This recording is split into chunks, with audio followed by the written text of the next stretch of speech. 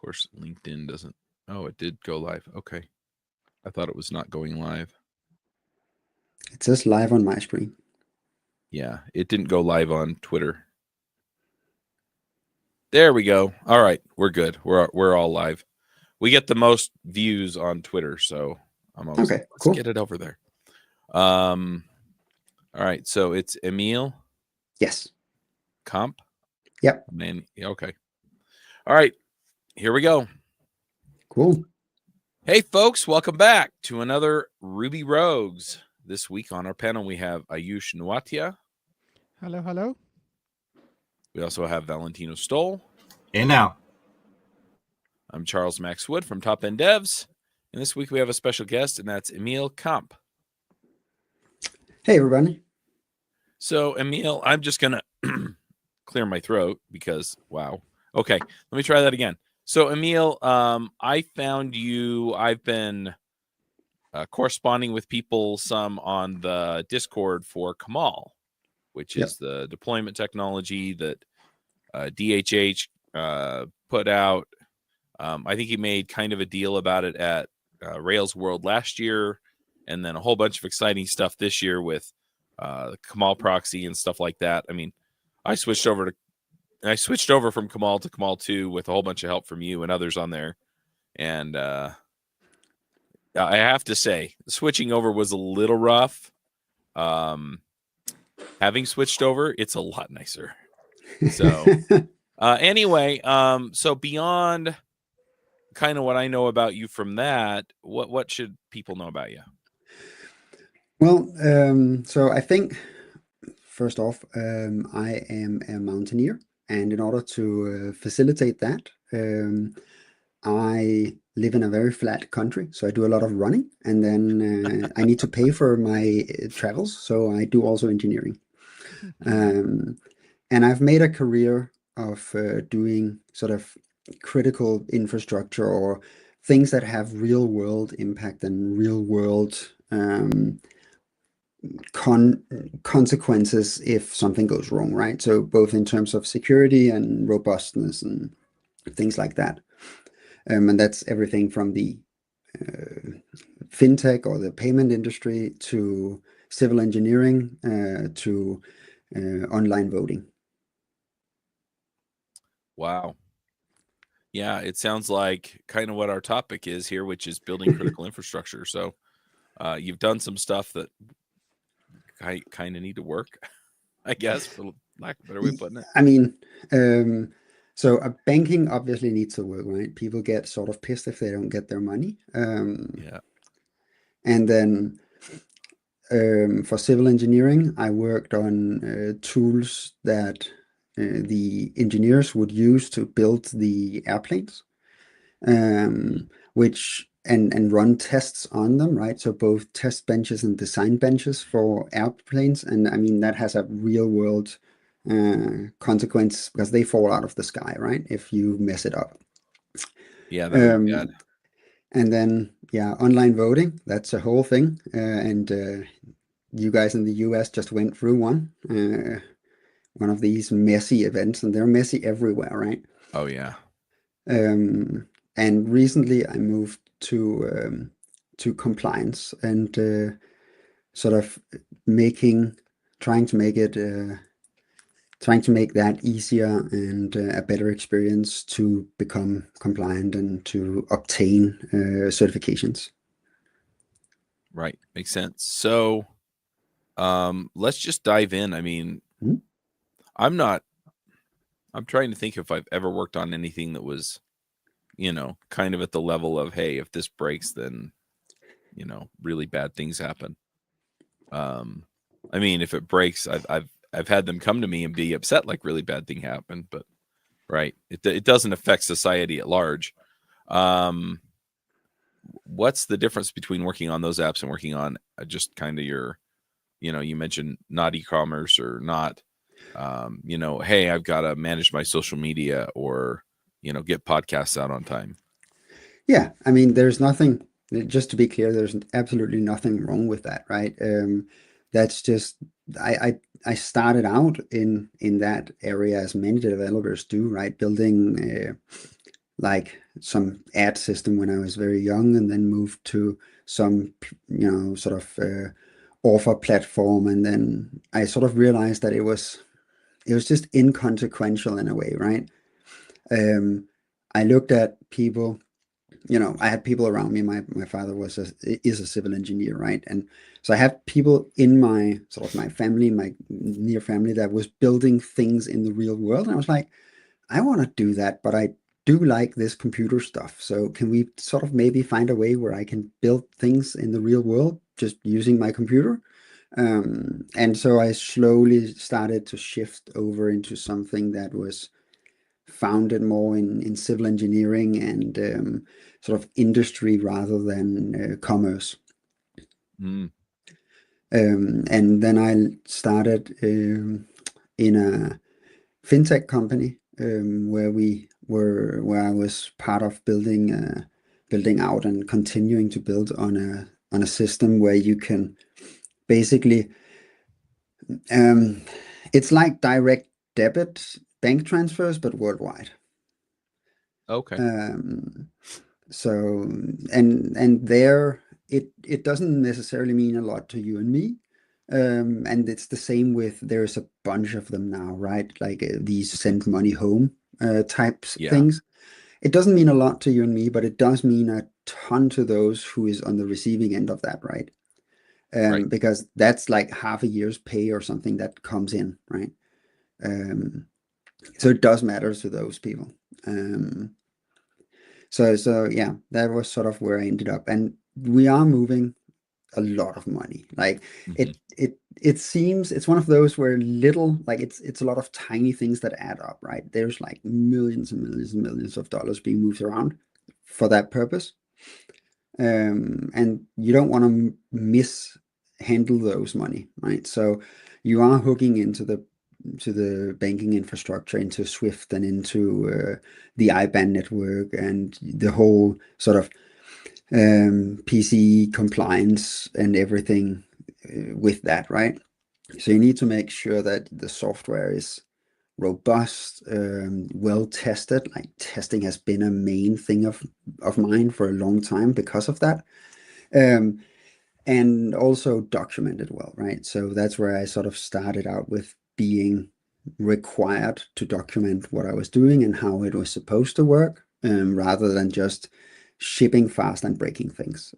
I was required to test and document, then test, then stage it, then test some more, then ship and not break things.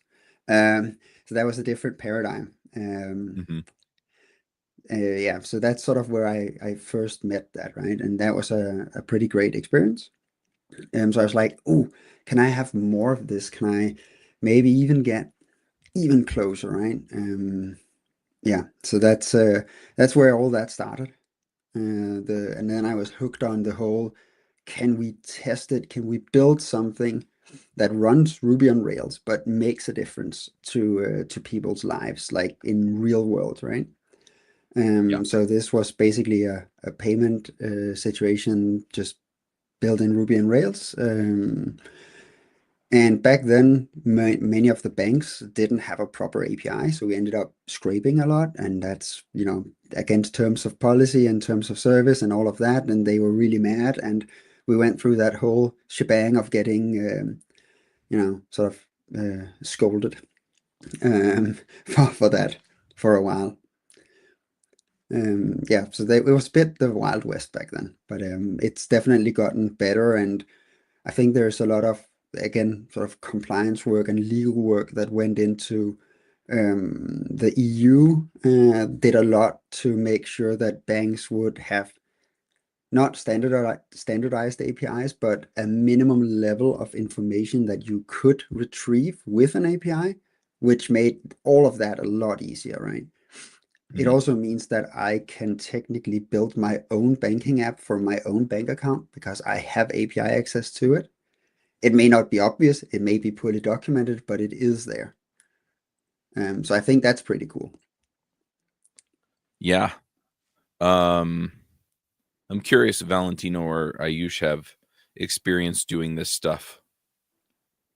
Nothing that critical. No, the closest I kind of came to anywhere near that world was when I worked for TransferWise, but I was an iOS developer, so I didn't really have to do any of the hard stuff. I just made API calls, but I know they were also doing quite a lot of the scraping and stuff. There's a lot of Selenium going on behind the hood to get into different bank accounts.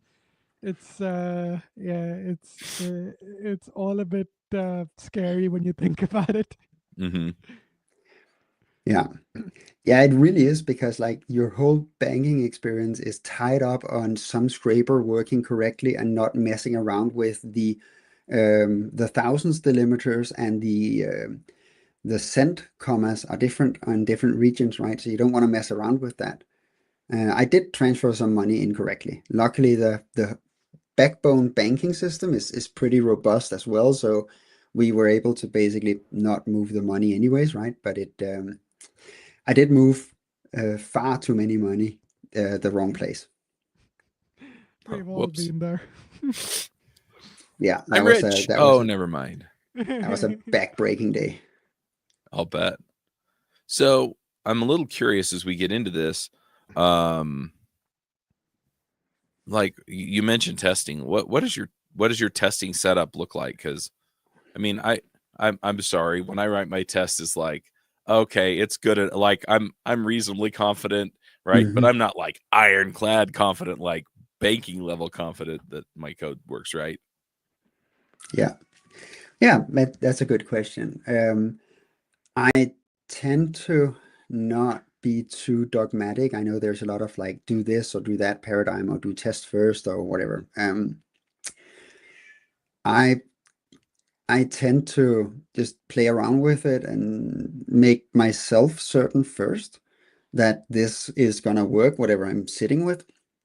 Um, and then when I know that it, sort of I can see like, okay, it works, it does what I need it to do, then it is worth testing, right? And then I try and test on the lowest possible level first, which means I will start with something like unit tests. And for that, I want to permute everything, right? You want to make sure that every argument, so you basically start with the least amount of arguments for a method, and then you add in arguments slowly I use aspect, so it's in every context block or in every describe block, right? So you're certain that every version of every argument is tested and has been permuted. 2 seconds. Oh, cool. My kid. So and then yeah, so that everything, like every variable has been tested on its own, so you know how it behaves both with and without that particular variable. And you also know how it behaves if the variable has like the wrong type, right? Um, so because Ruby isn't quite where we have type safety yet, there's a lot of work going on with that, but we aren't there yet. So you want to make sure that we can handle strings, numbers, not strings, trues, booleans, whatever. There's like, I have a little thing that basically says, take this and just, cycle it through all of the different types it can be and just put in garbage so that I know it doesn't break when a number is presented rather than a string or something stupid like that, right?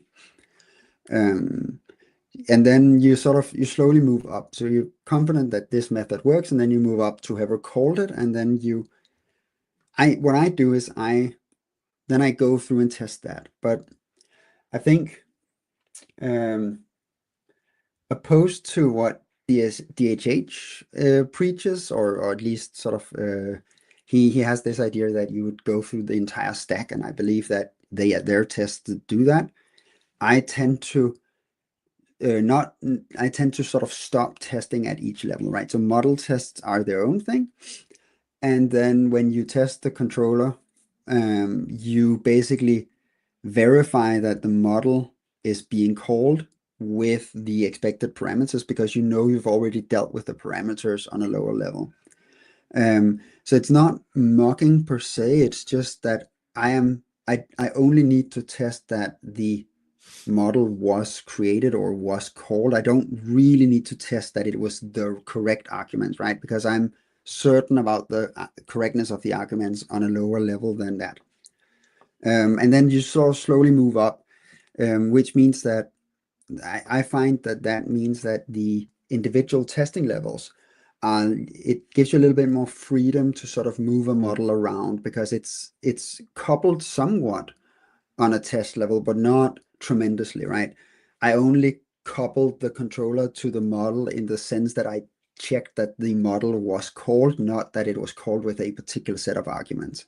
So it makes it a little bit easier to also restructure your tests when your code change. But yeah, it's just a lot of work on lower level things. I'm a big fan of Sorbet, but it's not quite there yet. I think it works reasonably well, but it's very hard for developers to use. So I think we need to do there needs to be a lot of work done in terms of making it nice and sexy to use so that we can get people to use it, right? I'd love to dig in a little bit more on the Yeah. testability aspect, because one of the biggest things I see miss is maybe like skipping over like the maybe some lower level implementations and then like a system update breaks something and it just wasn't covered, right? Like, how do you go about like, you know, weighing whether or not that it's worth it to like actually run like a system command or an external API call or something like that? Yeah. So system commands, I usually check just that the signature of the call is correct. And probably that it returned the right thing, right? So that if I hit the OS, I'm basically testing that I gave it these parameters and I expected something back, like a string or whatever it is, right? Because it's so hard to know what it was supposed to be, because sometimes the system commands will change their signature, but not necessarily the return value, or the return value, but not the signature. So that's very hard. I try to not go there. I try really hard not to go there because it's out of my control, right? On the other end, when I call other APIs, I definitely test that. I use something like VCR or something. I capture all the network traffic, and I make sure to do the same kinds of sort of making sure that if I call it with these arguments that I have control over, I get this particular response. And if I do something else, then it breaks, right? Or it gives me the incorrect response. And I also found that, for example, with banking, that one of the cool things we did was that we basically took all of the historical records, right, that we had for all the bank accounts, and we basically used it as a test bed.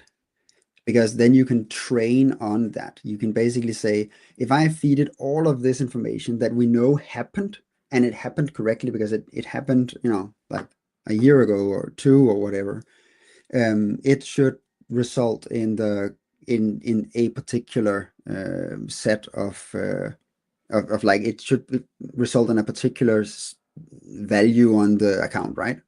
So you can actually use historical data as a test bed. And that means that you have a factual way to check if it's correct or not.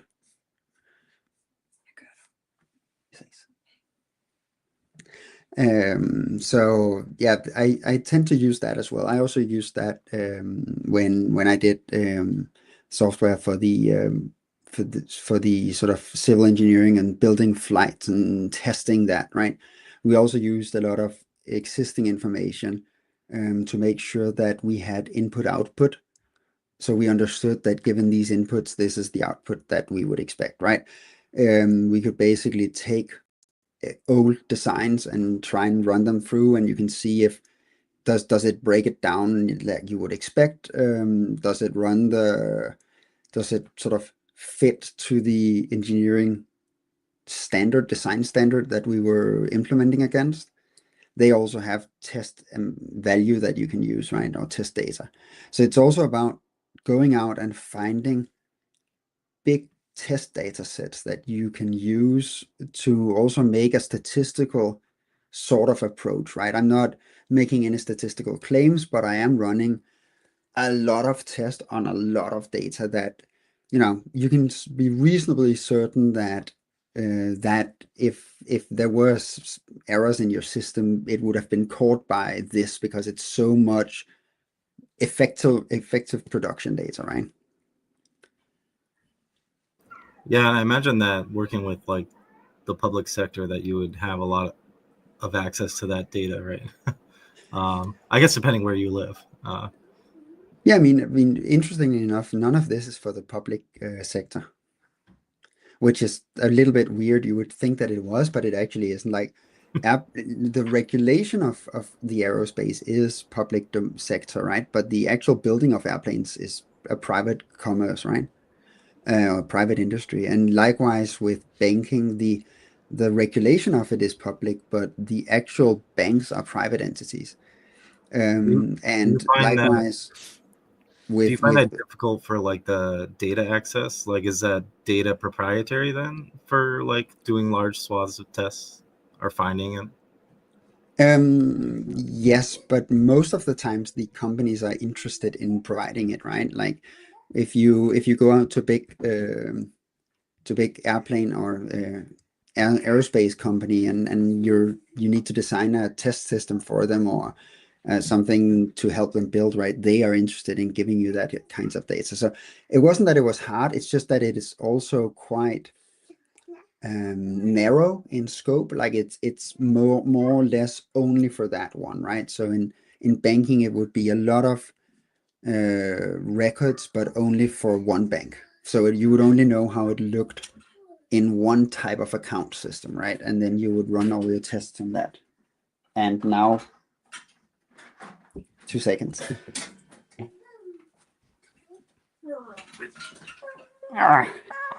There we go. Hello. Hi. So it's not that it's hard to get, it's that it's quite narrow in terms of sort of like it doesn't have a lot of breadth. You get it for like one bank or one airplane company, or you get it for one company who runs elections, right? Public elections is a bit different. By definition, you don't have any test data because all of the records are sort of, you don't know who voted, so you can't know how to test that, right? So you have to do a different testing paradigm there. Yeah, that makes sense. I mean, here in the U.S., we have a anonymous ballot as well, right? Yeah. And I don't know how they do it in other states. I mean, I'm involved in the process here in Utah, and yeah, you send in your envelope, and they with your ballot in it, and they validate that your signature matches and stuff off the envelope. But then they pull your ballot out of the envelope and put it in the pile to be counted. And right, they don't track who you voted for in that case, or at least they're not supposed to. Right. Correct, and that is also the case for the digital solutions. Right. A colleague of mine, Stefan, who is a cryptographer, a previous colleague of mine, he did a lot of work of sort of gathering together a lot of the academic work so that we could exactly do that in a cryptographically safe way, but online. Mm-hmm. And you could also do it in a way that it was, you could track it and you could ensure that this was in fact the case. Like you could give the log data and the trace data to mathematicians, and they could verify that mathematically it could only ever have worked if these rules were followed. Which was like, you anonymized and you did mixing and you did a lot of these things, right? Right. So you protect the identity of the voter, but you also ensure that only people who are legally permitted to vote, and that they only cast one ballot and things like that. Yeah, exactly. And the test, sort of the build idea for that and the testing regime for that is significantly different, right? Because this is in Sure. fact the public space. To your point earlier, Valentino, this is a public domain, right? So you are a bit more scrutinized. You're also publicly scrutinized by everybody, right? Because we all know how it went with the Dominion voting machine case, right? That went real fast, real downhill. So yeah. Well, and you bring up the Dominion voting machine case, and whether you believe that they worked or didn't, if there's enough population that doesn't trust it, then it causes problems, right? Yeah. And that's the same everywhere, right? Yep. And I found that sort of on a completely different but somehow related topic. I really found that the aerospace or the airplane industry was really good because the what's the American one? The TSB, Transportation TSA. Safety Board. Is that TSA? NTSB. No, NTSB. TSB, right? Yeah, those are the ones that do crash audit, that sort of like go through. Oh And yeah, the NTSB. Yeah. both them and the European counterparts have a really, really cool way of going about it. They don't ever go and say, "Oh, it was that person's fault," right? Mhm. If the person hadn't slept enough, if the person couldn't read the dials, it is the fault of the plan that made him not have enough hours to sleep, and it is the fault of the dial for not being visible enough, right? So it's not, they don't ever cast personal blame, or they very rarely cast personal blame. And I really thought that was a super cool way of going about it. Also, just from a sort of like evaluating if something works well, right? Just like from a human perspective, and when you do leadership in tech, or if you guide or lead others, that I found that really valuable, sort of that whole way of thinking about it. And they collect a ton of evidence, right? They have a very structured way of collecting that before they then conclude that it works or didn't work, or that this was the fault or that was the fault. But they also, I think I learned a lot also in terms of like having redundancies. Like, what happens if this thing breaks? What happens if your job runner doesn't run? How are you alerted? What happens if your email doesn't send? How are you alerted? How do you have alternative options? Do you have an alternative email provider that you can switch to easily? Do you have alternate job runners that you can switch to easily? Do you have any of this, right? So that redundancy ideology was pretty cool. And for like large scale systems, it pays off to have extras of these, even though, you use somebody like SendGrid or use somebody like MailChimp or something, and they say that they scale, and they do, right? But then ever so often it's down, and it's pretty nice to have a backup, even if it's a tiny backup, and even if it's just a up and coming fairly cheap one. It will do the job for like a day, right? And you will actually still send stuff out, or you will still process jobs, or you will still whatever it is, right? Also running like on the big scale, running something like multi-cloud, or running something like an open stack where you can actually move to somewhere else pretty fast.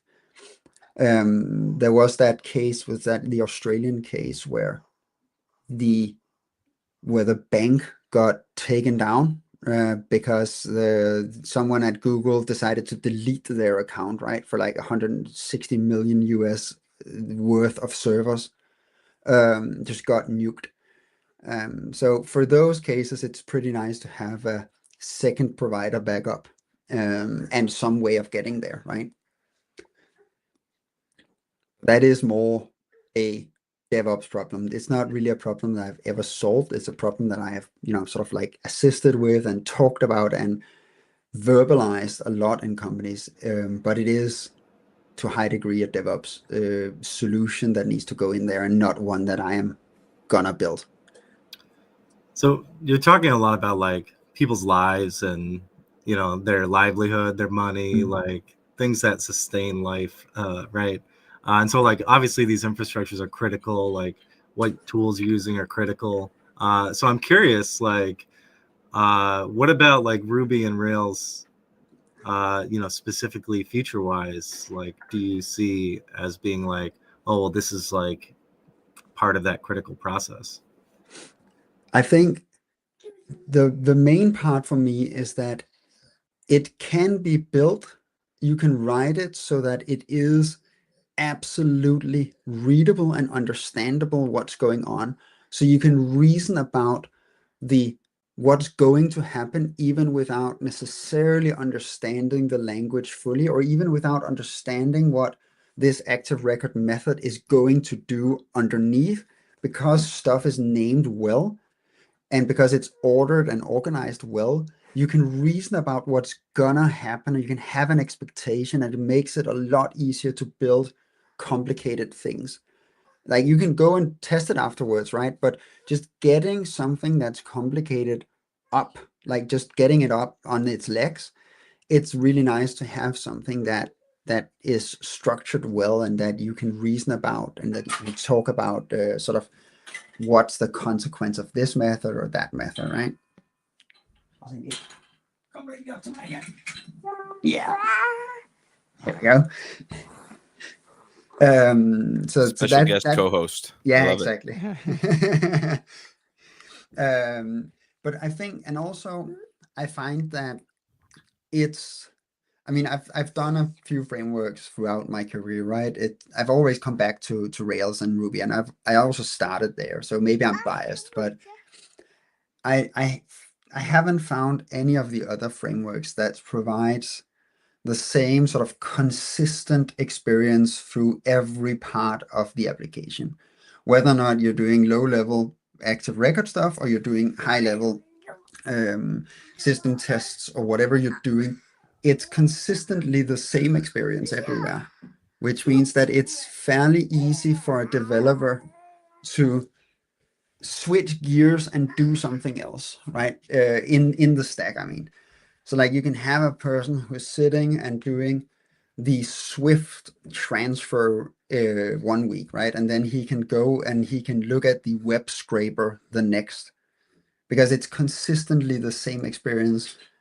And you can write it in a way, if you have a good style guide and you have good code review, you can get it to a point where it's the same experience every time. And you can get abstraction levels and abstraction layers that feels the same. And that makes it easy to build something where you can also easily plug out something and put something else in, right? Like you can switch out one database provider for the other without much problem, right? Or you can do whatever it is that you feel like you need to change can be quite easy and quite straightforward if you've set it up to be. I'm not necessarily talking about modularity in the Sidewerk level of aggressiveness that Shopify has, right? But you can definitely do something along those lines with just talking about it, organizing the code well, and just sort of thinking about how is this going to be tested. I find that that's also part of it, right? It's like, how are we going to test this? Because if we're going to test it in this particular way or that particular way, then that informs the API and the sort of the interface for it. And a database you tend to test the same way. If it's file uploading or downloading, you tend to test that the same way, which makes it easy to switch out one component for the other if your test paradigm is the same, right? For that component.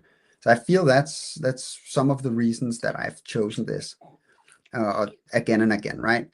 And also, like DH8 said on his keynote, this is it can be a one-man army, right? You can be pretty fast and pretty dangerous with it, which means you actually need fairly low headcount to get somewhere really fast.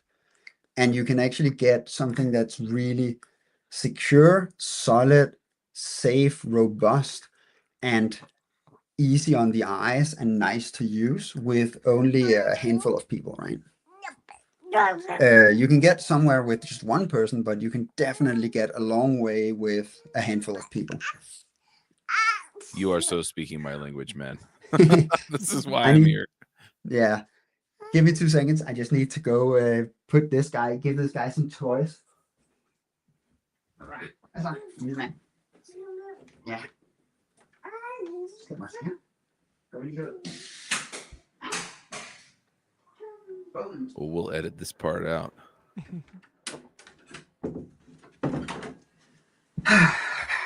Okay, I'm back. All right. So Kids are hard. yeah, mine are bigger than yours. They're still hard. Yeah. I think the problems never go away. They just grow to different dimensions, I think. That's right. Mine want to take my cars places. Anyway, Yeah. So one thing that I'm wondering about with all of this is, it sounds like depending on what the concerns are in the app, right? So whether it's banking or voting or, right, you may have different concerns about uptime or stability or, resumability, if Google deletes all 1,800 of your servers or, whatever, right? So how do you begin to start looking at your application and saying, well, for example, in banking, right, we have to make sure that we don't have any of these kinds of issues, bugs show up, right? Make sure our accounting is super robust. But then you're talking about the voting and it's, hey, we've got to protect user data and make sure that, right? So the areas of concern are different. So how do you start to address that? And then from there, where do you start to dive in and make sure that you've got a sound strategy for making sure that you're meeting those requirements?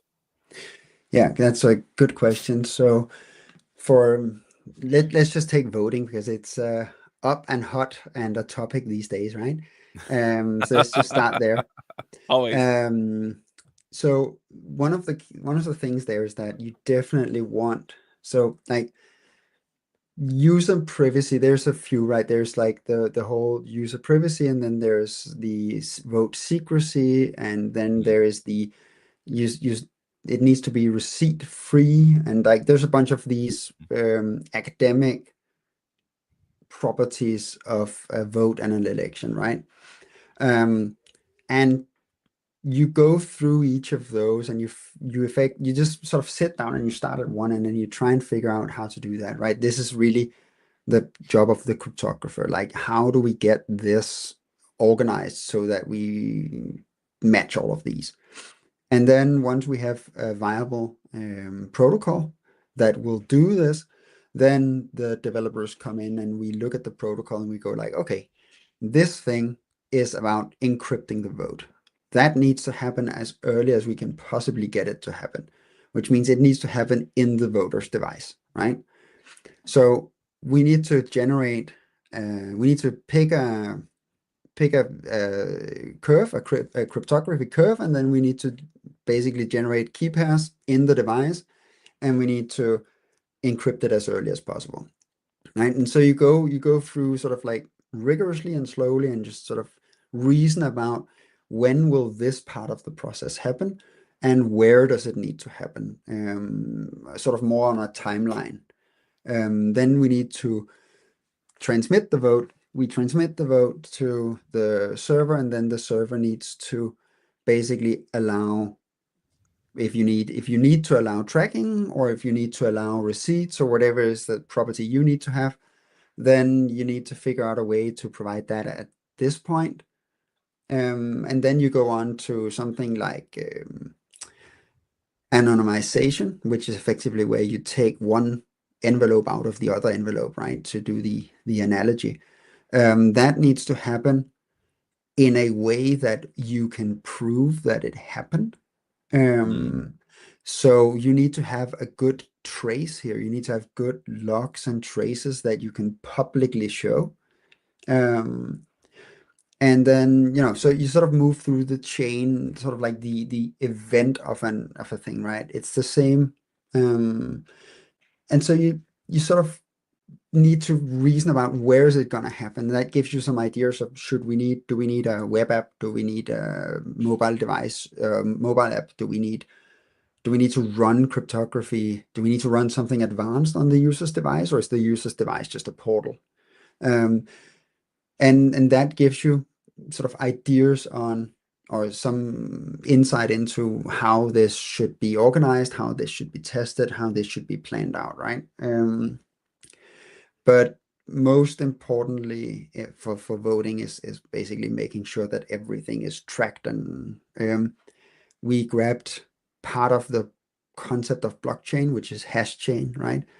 To basically hash everything together, so that you can't move stuff in the middle without everybody being able to know, right?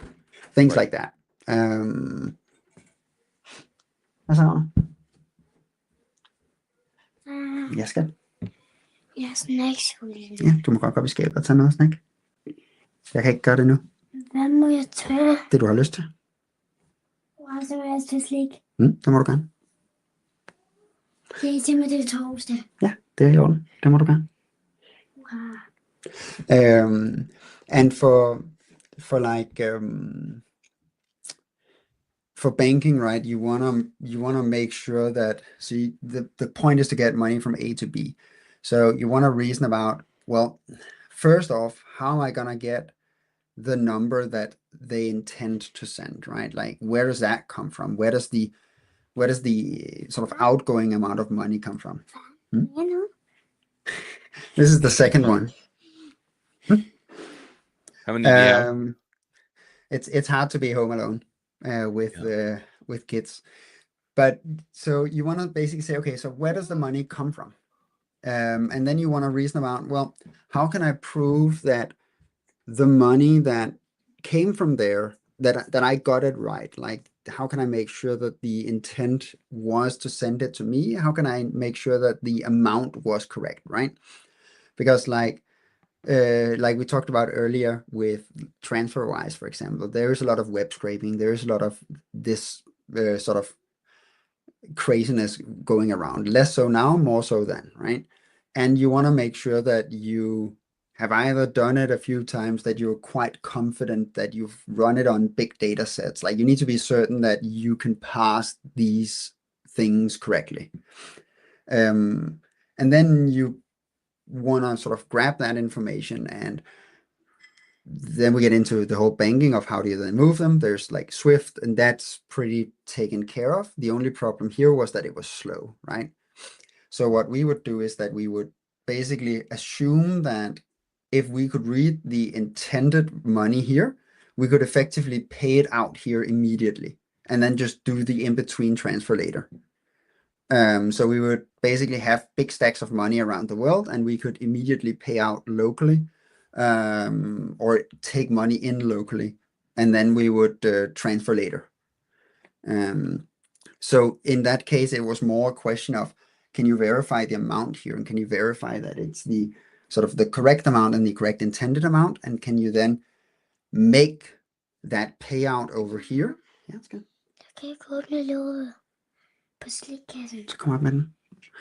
So then, can you do the payout here? Is there sufficient funds? And then after that, you sort of say, okay, now we've effectively solved the user journey, right? We've taken money in, we've paid money out. We're effectively, the user is happy, or both users are happy, right? Nobody knows that we didn't actually move the money. And then we can take it slow, just do it properly, make sure that we interact with the Swift network. That's a bit slower. So you need to have a buffer in both ends to do it, right?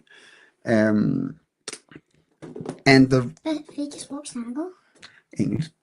And the important part here is the ability to scrape, right? So one of the critical points here was that you have to be able to always scrape these websites in some capacity, and you have to actually write your code. Back then it was, scraping. You have to write it quite robustly and sort of reason about what happens if the layout changes, because banks change the layout surprisingly more than you would think. because they don't care about your ability to scrape it. That's not their business, right? Which is fair. It just means that you have to think about the robustness of a scraper like that, because what happens if the item is not classified the same, if the DOM element doesn't have the same class or the same ID as it used to have? Can we find it by reasoning with words? Like, can we figure out, well, if it's like, if it says some, can we maybe then figure out what's over here next to it? Because that might be the number I'm looking for, right? So there's sort of like reasoning like that goes on. That's, yeah. And then there's accounting, like a lot of accounting, a lot of keeping tracks just for legal and compliance reasons on where is the money going, who's it going to, KYC, all of these. There's a bunch of tooling after that, right? Which is sort of where I was introduced to this whole compliance thing. Like, how do you make sure that the people you're operating with are in fact the people that they say they are, and are in fact the right people that you're supposed to be operating with, right? So that was also a journey. Like, how do you even know that? How do you make tooling for them to identify themselves at the latest possible time, so it's the least amount of sort of burden or the least amount of friction, and make it as easy as possible, right? There's a bunch of providers out there that can help you do that. You can also do it yourself. It's not super complicated, but you are now dealing with people's private information, because now you maybe have a copy of their passport.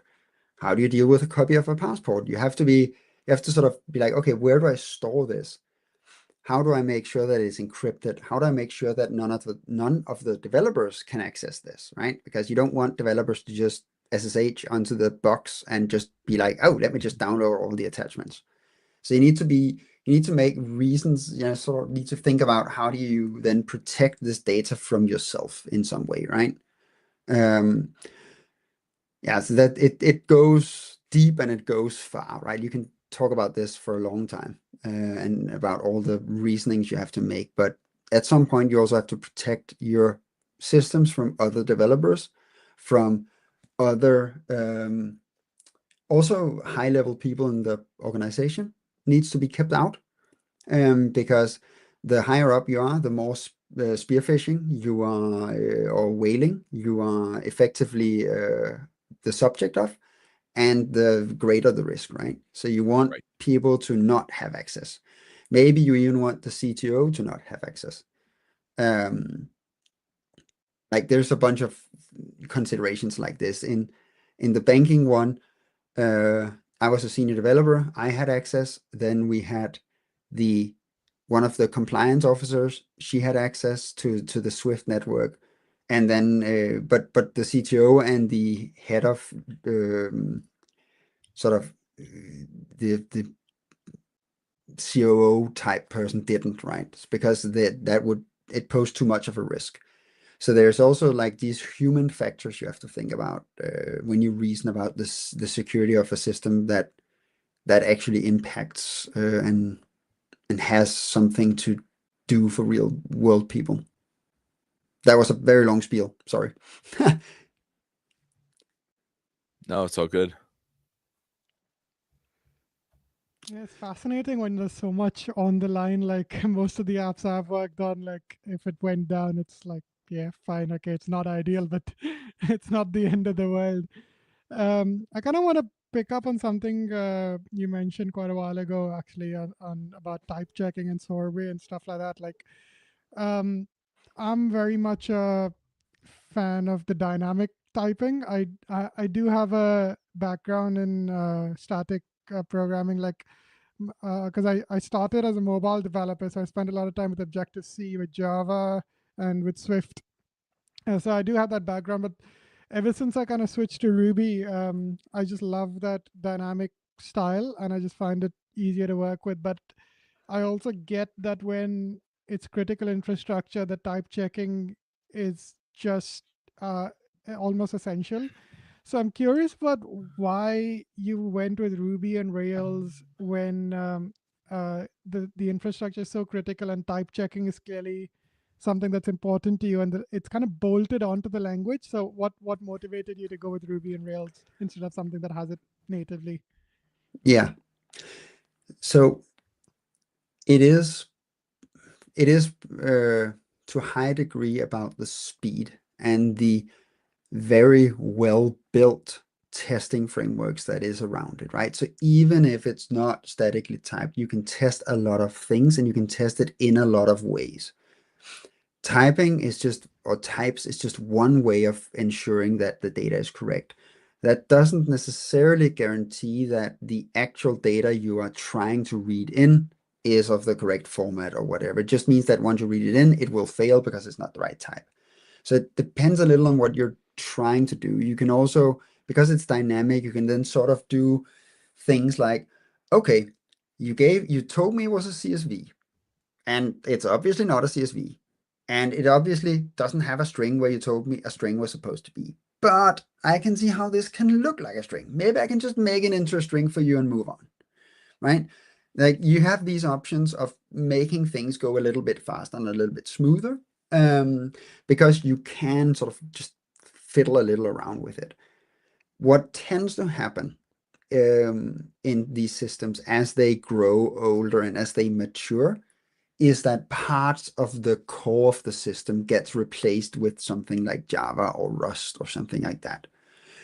So that once you have a really solid part, let's say the transfer engine, right, that transfers from one account to the other, that hooks onto the Swift network. Maybe you want to move that into Java or something that's more static, more slow, but more type robust and more maybe even performance optimized for IO or whatever it is that you need, right? But then what tends to happen is that you still want the speed and ease of using Ruby on Rails and having only a few developers do a lot of features so you can figure out what's good or bad or what works or doesn't, or do a lot of development around trying out this new standard to verify with the engineers that it will in fact test correctly with this airplane, or sort of having that capability to do feature spikes and to do tests, or like mini projects.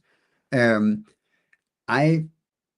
seems to me that is to some degree lost when you use a more some other language, right?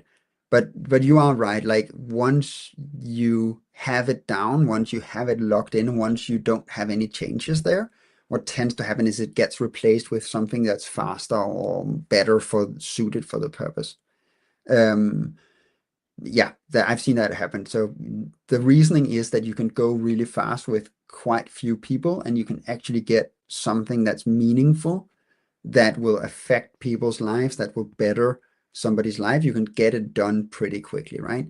Like you can get a design system to basically do design. We're not talking like 3D sketches of airplanes. That's not necessarily how you design all of it. That's just the building of it. But you also need to reason about the logic of who does what are the processes, and you can get something like that built in 7-8 months, right? That's, as far as I know, that's and what I could see in the market, right? And what happened was that we basically went a lot faster than everybody else, right? With the same amount of errors. Like it seemed that there was no real drawback to using Ruby in that case, right? And so it was a pure benefit to use the language and the framework. Nice. Yeah, there's really nothing that can compare to the speed of development of Rails. It's I think we kind of take it for advantage, like for granted rather, as Rails developers. It's when you go and look at the outside world is when you realize, bloody hell, this is a good tool. Yeah, it is quite insane. Mm-hmm. Like I had a colleague who did sort of an AI-based feature spike, like, can we just time box this to like 3 days? And in 3 days, we had a tool that seems to be working, did integrate with AI, had UI, had tests, were behind a feature flag and was effectively shippable, right? It was not, it was not the best or the most robust or whatever, but like in 3 days, a single person made a full feature spike that could technically be deployed and could work, right? That's pretty amazing. Yep. It really is, yeah. I'm curious, real quick. Like, I'm in my experience working with like critical systems like this. Like, once it's built, there's like it's hard to change, right? Like, and mostly because like too the requirements probably don't change very frequently either. But like how do you like approach in those cases like that change? Like, is it like build something new and cut one off and switch to the other, or like what are like what kind of systematic approach do you take to that? I think so. For me, it's certainly about you have to reason about the protocol and the process somewhere other than the application. So you have to diagram it or put it into dance or whatever you like to do, but we need to have a different place to talk about it than in code. Because we need to reason about when somebody has a change, we need to be able to reason about it before we spend time in code, and we need to figure out if the sort of the signature of that particular change, let's say you want to change one hashing algorithm with another hashing algorithm, right? You need to be able to reason if that will break the system just in principle before you start to even try and implement it, right? So I find that I it really benefits to have it in a big diagram or have it written out in long form in a document or like somewhere that you can reason with people who aren't developers on whether or not it will work or not before you even try to implement. Because if you can reason that it will in fact work, it will plug in, it will replace. If you can reason about that before you actually see the code, when you come to the developers, it's a much smoother experience to say, okay, I need this piece replaced with that piece.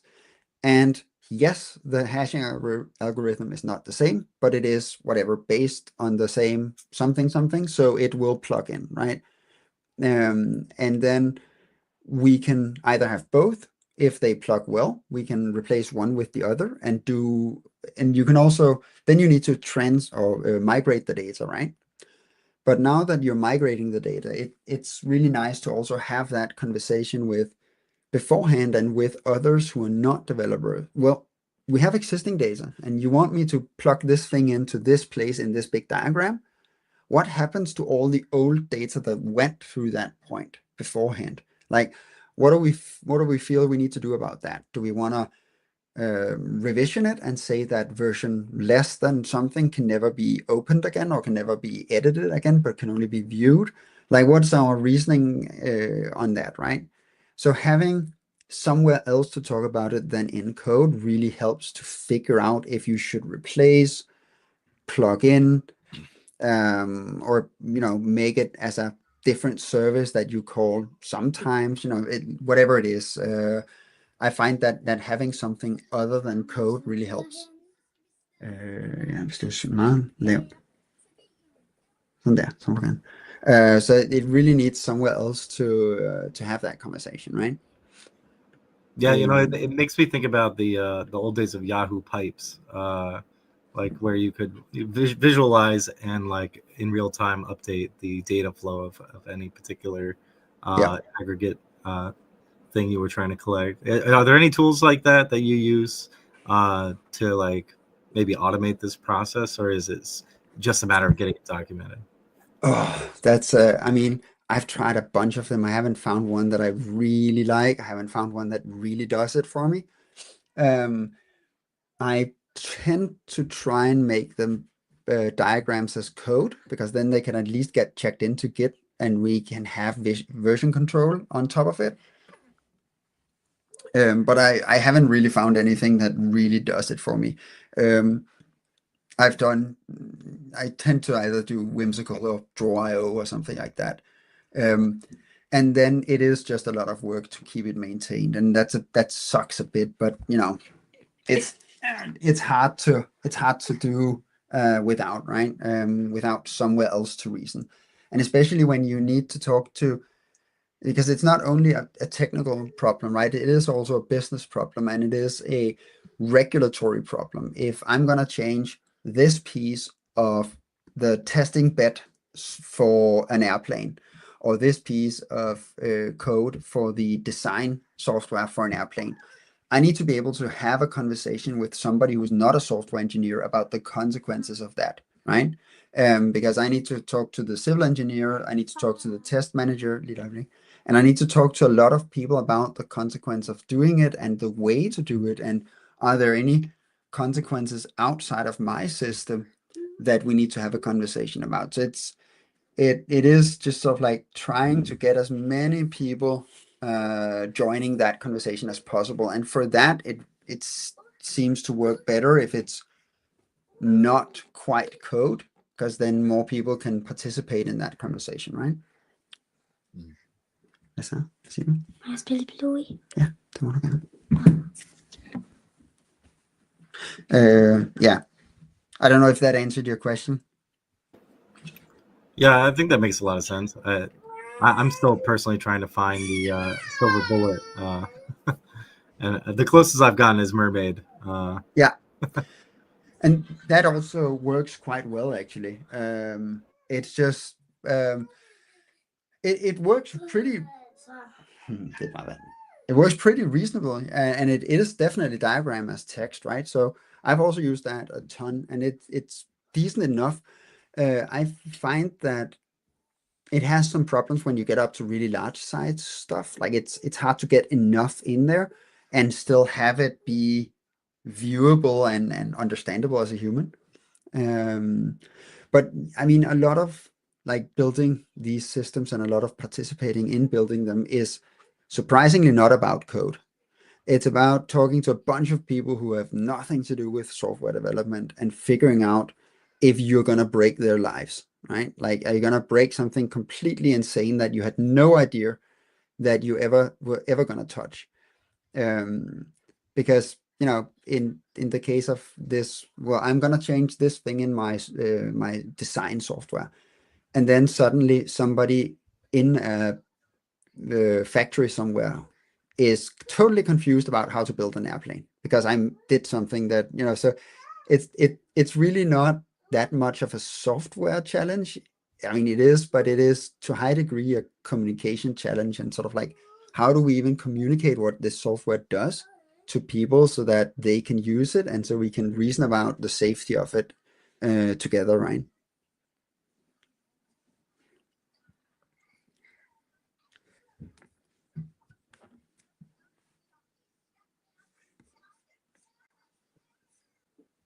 Yeah, it makes sense in the. I mean, I've worked on things at this level of complexity that you have to get right. So, I worked at Morgan Stanley, and I mean, we weren't doing like banking level stuff, but we were doing like investment level and business information stuff, right? And so, yeah, the world didn't end if we got it wrong, but we kind of needed it to get right. And a lot of it was just a matter of, like you said, making sure that all the people who understand all of the concerns and all the things that it touch are able to weigh in and be part of the conversation. And that way, yeah, you don't do things without understanding the implications of how it's going to ripple.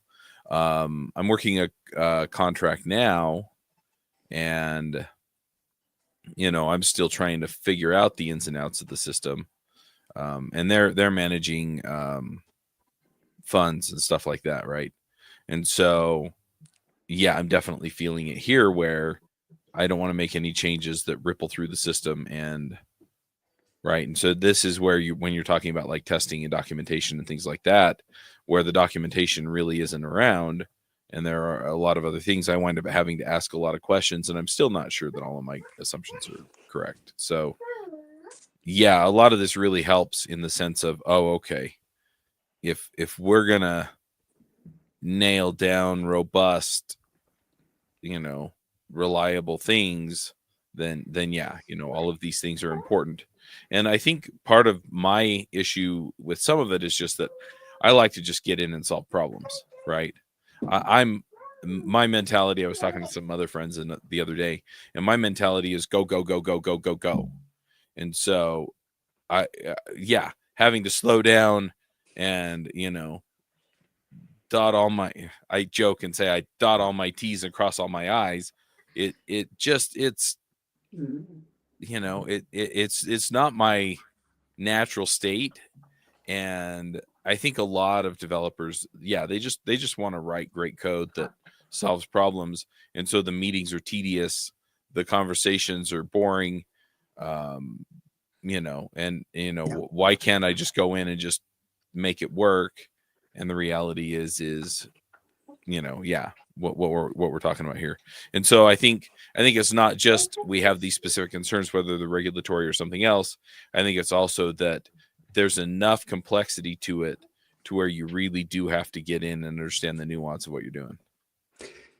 Yeah, and I think also the breadth of what you're doing, right? Like Mm-hmm. I know this for myself, right? When I was younger and started developing code, right? It was like, well, there's only one truth, right? Like either it's 1 + 1 is 2 or it's wrong, right? But that's just not the case when you have these really big connected systems, right? Where like, well, what happens if I change this protocol? Well, now it's right because it's a different protocol, but now it's wrong because it's a different protocol. So it can be both at the same time, right?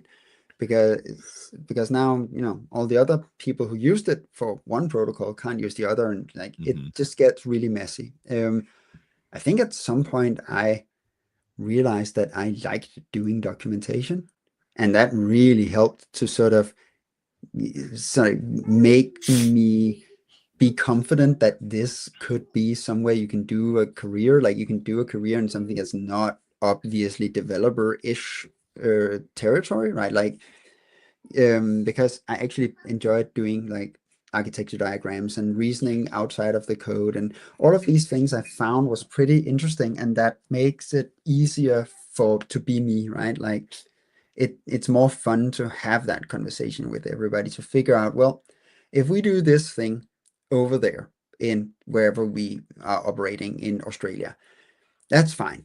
But now we've done this change. So what happens to our operations in Austria? Like, is that the same tax system? Can we do both? Like, it can become really complicated when you're operating under multiple jurisdictions and multiple governances, right? Then that can become complicated as well. And you're doing currency conversions, or you're doing unit conversions, or you're doing all of these things. Like it's so hard that I know that even the space agencies are getting it wrong, and sometimes their stuff just won't work when you get it into space, right? Because somebody converted inches to centimeters, right? So it is just, and that should if you go to a fresh out of college developer and says to him that I need a unit conversion system or unit conversion method that can go from inches to centimeters, that's a pretty straightforward. That's a pretty straightforward ask, right? And you can do that method pretty quickly. It's not really super hard. What is really super hard is getting people to use it, right? So you need to build a unit conversion method that is easy to use, fun to use, at hand when you need to use it, so that you will in fact use it. Because otherwise you're going to do it in your head, and then it doesn't really matter that you build a piece of software, right? So like there's a lot of other components to this than just the software. Like there's a lot of things, like there's a lot of backup, a lot of everything, but it is also about making sure that the people who use it correctly. And the way to do that, like we talked about before, like with the TSB and everything, it's not to blame the person for not using the thing. It's to blame the thing for not being available when it was needed, right? Mm-hmm. So you need to be like, if I have a unit conversion thing and it's hidden behind, a multiple 3-dot options that you need to figure out 5 levels in, that's the wrong place to have it then, right? You don't blame the person for not using it. You blame the system for not putting it in his face when he needed to convert the measurement. Yep. I like that. Just from the standpoint of, I mean, I guess where my brain goes is everybody has the responsibility to understand the system and how it works, right? And so everybody has the responsibility then to, you know, to be aware that this method exists. But at the same time, if I create it, then it's also my responsibility to make sure everybody knows it's there and knows how to use it.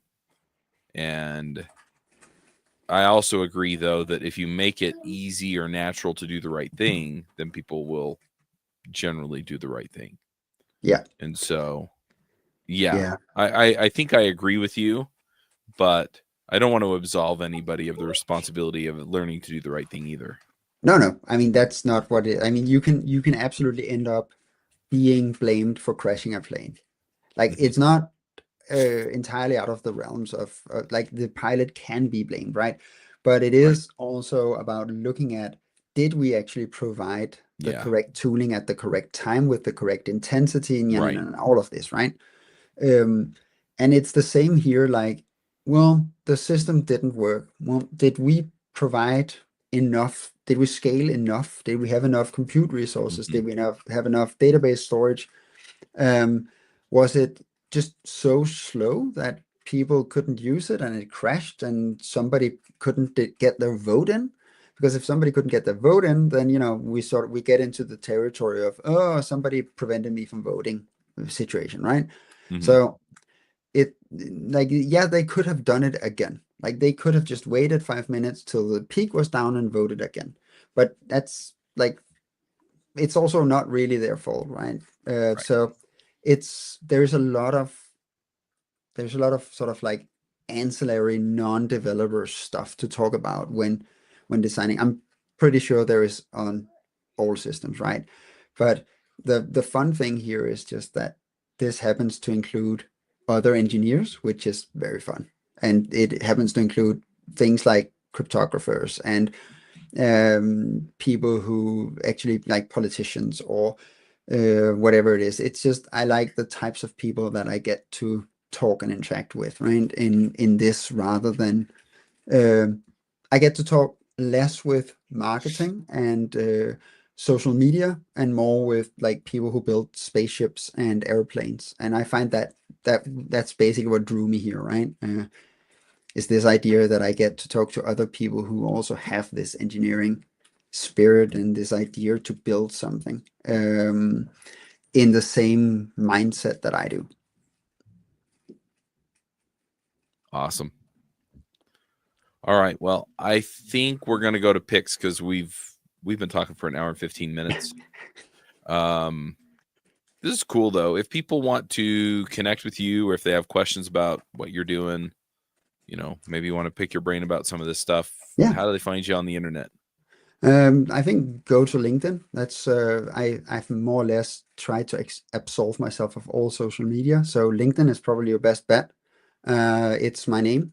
It's right there on the screeny thing. There it is.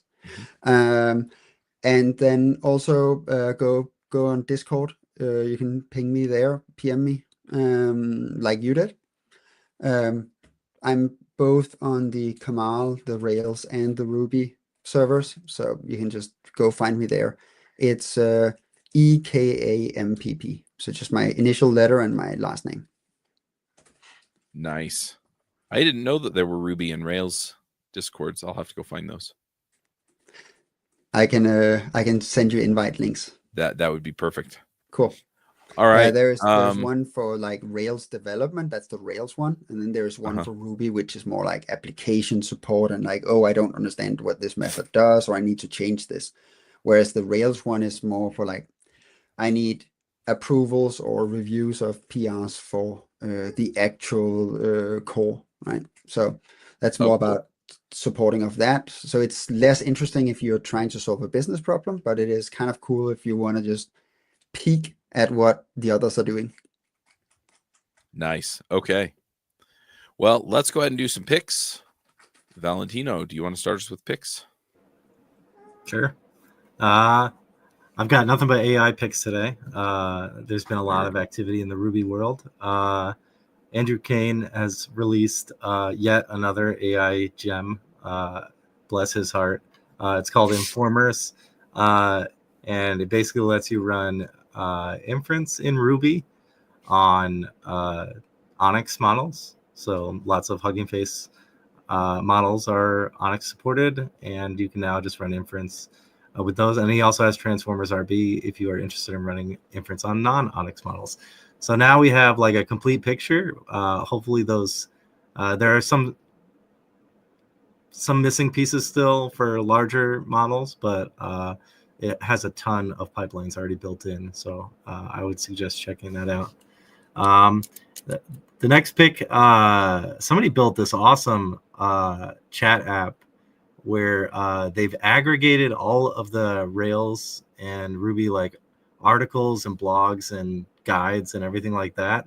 So you can basically rag the entire Rails community ecosystem in a chat GPT style interface, and it's remarkable, and it does like citations and everything like that, so you can see the original article that referenced whatever it was you're interested in. It's really awesome. It's called Ship on Rails, and it's built with this really cool tool called Nausea, which provides basically like a Rails app ready to go so that you can ingest your own documents to rag against and do a very similar thing. And it's really cool. So I'd recommend checking all those out. Nice. How about you, Ayush? Not sure what to take for picks this week. I haven't really thought of anything. It's a cheap one, but I'm gonna go with Blue Sky because I'm quite enjoying Blue Sky in the last week. So I finally signed up for it, and a lot of Ruby folks have signed up recently. It's quite a lot of activity on there. I'm quite enjoying it as a social network. Hopefully, it can stay the way it is. So I'm active on both Blue Sky and Mastodon for now, but yeah, we'll see what happens because Blue Sky is still a VC funded, privately held company. So we'll have to see how long things remain good. But for now, I'm quite happy with it. What else can I pick? I haven't really watched anything or anything new recently because I think I had picked a TV show called Shrinking, which I did the last time, so I don't want to pick that again. I'll go with the music pick because I always go with the music pick when I'm struggling. What's in front of me? The new Tears for Fears album. Check this one out. It's really good. It's a live album with a few new songs from 80s pop band Tears for Fears. So yeah, I think I'll go with those. Awesome. I've had a number of people tell me I need to join Blue Sky, so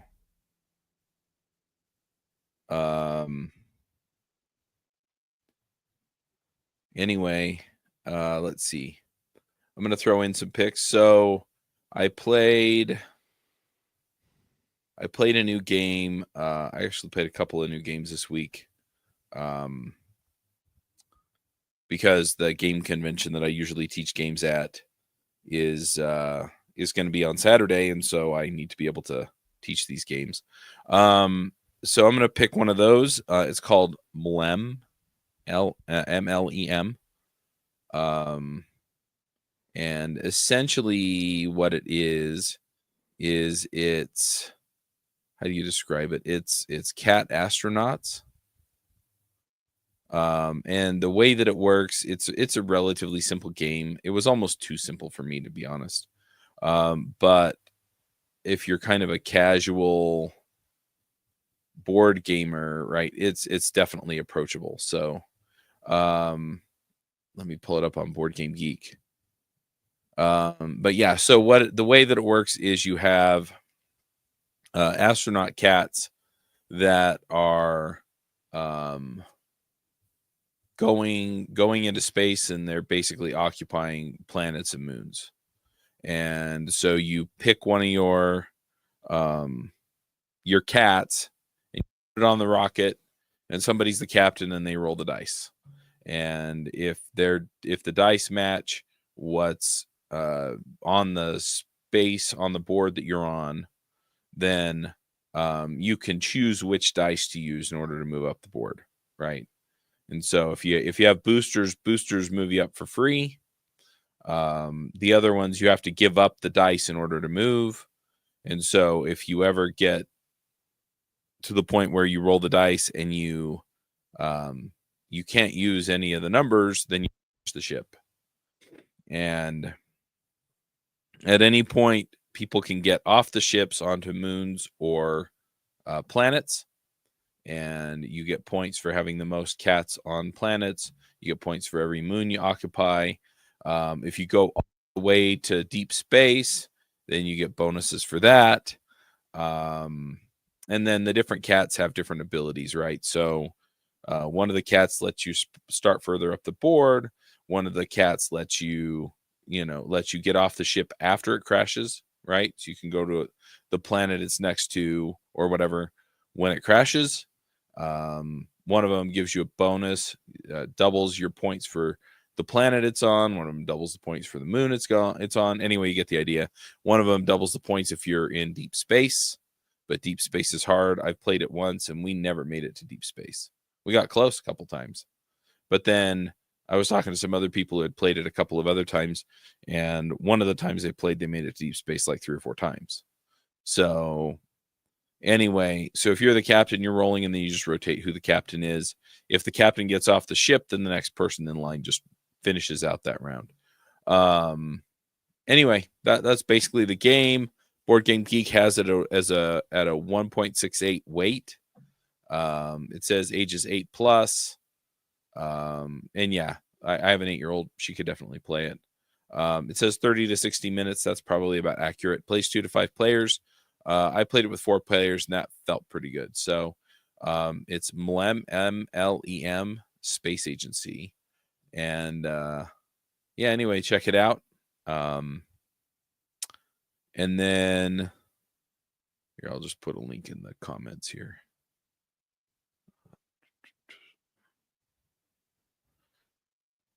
And then let's see. I'm not sure if I really have any other picks. I know I've kind of been doing other things and getting involved in other things, but I guess the big thing that I went through this lately is I went up to a retreat up in Sundance, which is actually like 45 minutes from here. If you heard of the Sundance Film Festival, they do actually do that in Park City, not in Sundance. But from here, it's about 2/3 of the way to Park City. And anyway, it's up Provo Canyon, and these guys were running essentially a mastermind for 3 days for Christian entrepreneurs. And so we did a lot of faith-based stuff. We did a lot of business-based stuff. And it was amazing because they just kind of helped me get clarity on what I want to do and who I want to be and what kind of difference I want to make. So just keep an eye out because I have stuff in the works. But it was terrific. And I really want to just put forward, I guess, that just connecting with other people who are doing what you're doing or who are learning what you're learning or who are maybe a little ahead of you on the path you want to go down. It's so helpful. So helpful. Kind of like what we were talking about with like the Discord servers, right? So much helpful stuff there. So anyway, those are my picks. Emil, what are your picks? So recently, I'm gonna pick a book. I recently read a book called "How Big Things Get Done," and it's by a Danish guy called Bent Fluvier. So what he did was that he went. I don't know if you guys know it, but he went through statistical data on overruns on big projects, like how far behind is an IT project in general? How much of an overrun on cost do you get? How much of an overrun on time do you get? And he goes through sort of like these different industries and different factors that play into why big things fail and why some big things get done, right? Like what are the ways to make sure that big things gets done, and what are the pitfalls and everything. And he goes through everything from the Sydney Opera House to like big government IT projects that fail. It's just super cool because it's very sort of data driven, and he has spent his career collecting data on why big projects fail, why all kinds of projects fail. So it's a really interesting sort of window into do this if you really want to mess it up. So by inversion, if you don't want to mess it up, don't do all of this. Do the other thing, right? So that's kind of an interesting statistics to have. So yeah, how big things get done. I found that was really cool. Awesome. All right. Well, thanks for coming, Emil. We're going to go ahead and wrap it here. Yep. Thank you for having me. It was a pleasure. Yeah. Cheers. Hang tight for a second after we end the I will. call so that we can get the upload. And until next time, Max out.